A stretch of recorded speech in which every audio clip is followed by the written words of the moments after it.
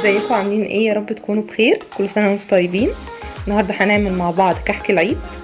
هنبتدي نقول مع بعض الاول المقادير بتاعه الكحك، وهنقول المقادير بتاعه الحشو اللي هو الملبن، وبعد كده نبتدي مع بعض نعمل كل حاجه. اول حاجه انا هعمل بمقدار نص كيلو دقيق، مش هعمل اكتر من كده. انتوا ممكن لو عايزين تزودوا تضاعفوا الكميه مره 2 3 4 براحتكم. المقادير دي نص كيلو دقيق، ربع كيلو سمنه، معلقه سمسم، معلقه الا ربع خميره، معلقه ونص كبيره سكر، نص كوبايه ميه دافيه. الاول هنعمل مع بعض الكحك، وبعد كده هنعمل مع بعض الملبن. الدقيق اول حاجه هحط معاه السمنه،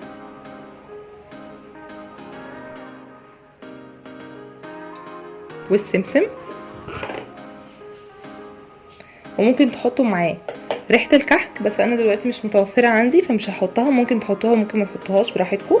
هقلب ده كده شويه،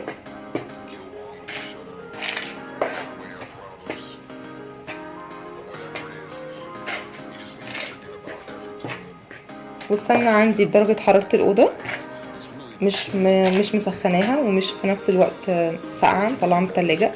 هي انا سبتها بره شويه. هنبتدي بقى. الكحك ما بيتعجنش، الكحك كده بتفضلي تلميه بايدك او بتبستيه كده.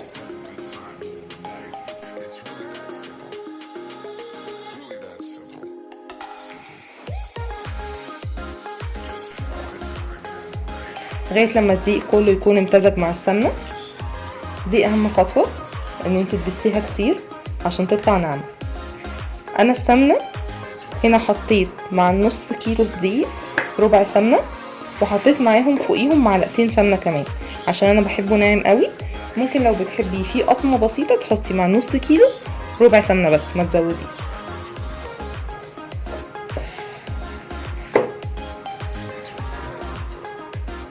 قبل ما اكمل بس فيه هحط في كوبايه الميه، هحط فيها الخميره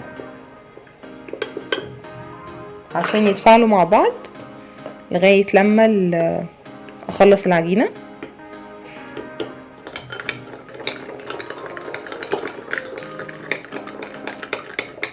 بس ارجع اعمل العجينه.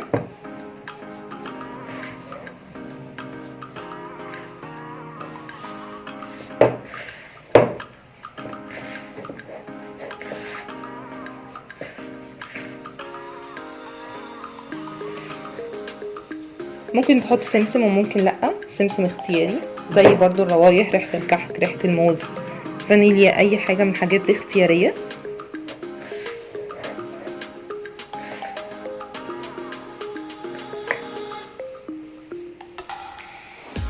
العجينه طريه ازاي، عجينه ناعمه من دلوقتي.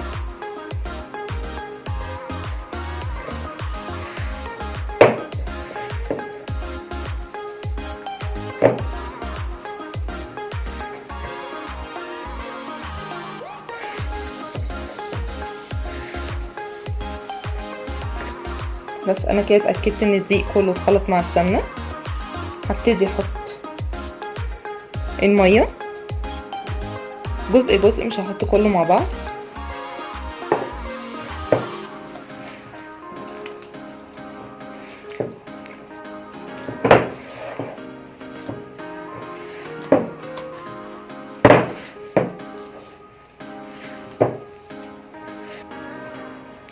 احط بقيه الميه.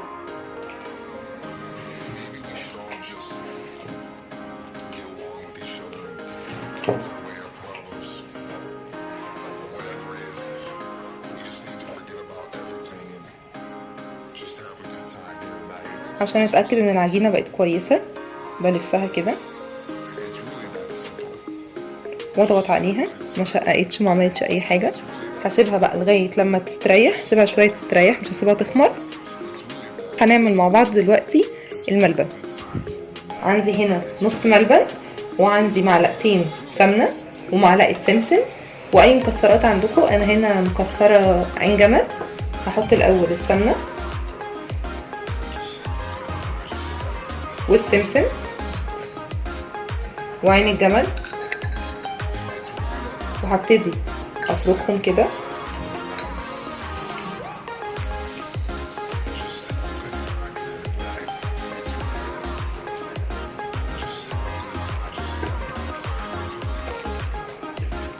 تمام كده الملبن اتعمل عندي. هعمل الملبن قطع، ما تكبروهاش قوي علشان ما تطلعش من العجينه.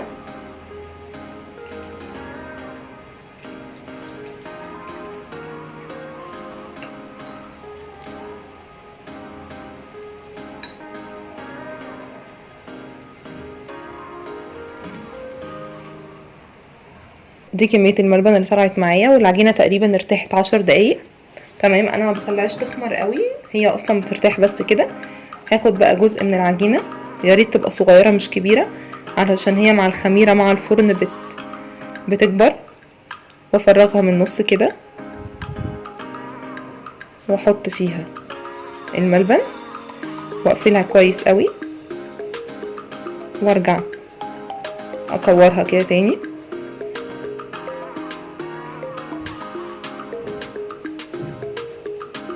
بس تضغطي عليها. ده شكلها النهائي.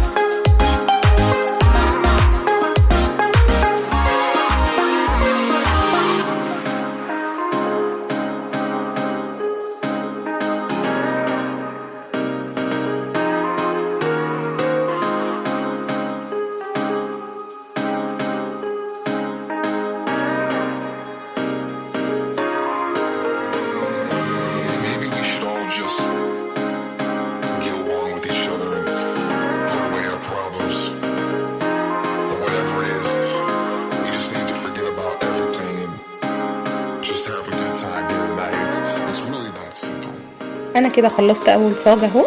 هدخله الفرن، بس هدخله على درجه حراره عاليه مش واطيه، لان لو دخلتوه على درجه حراره واطيه بيفرز السمنه اللي جواه وممكن ينشف منكم وياخد وقت كبير في الفرن. فانتوا دخلوه على درجه حراره عاليه وخليكم متابعينه عشان ياخد من تحت اللون الذهبي الفاتح ومن فوق كمان نفس الكلام وما يغمقش معاكم. هكمل بقيه الكميه واجي اوريهولكم بعد ما يطلع من الفرن هيبقى شكله عامل ازاي.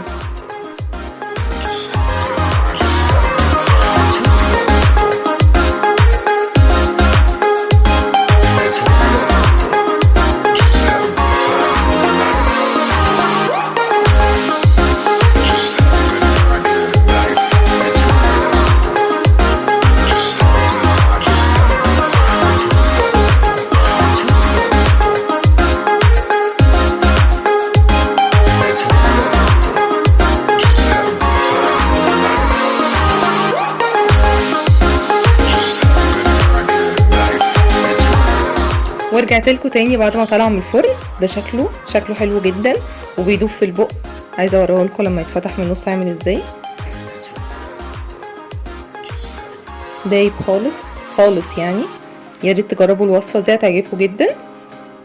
وجربوها وقولوا لي رايكم في الكومنتات. ولو عجبكم الفيديو ما تنسوش اللايك والشير والسبسكرايب، واستنوني الفيديو الجاي.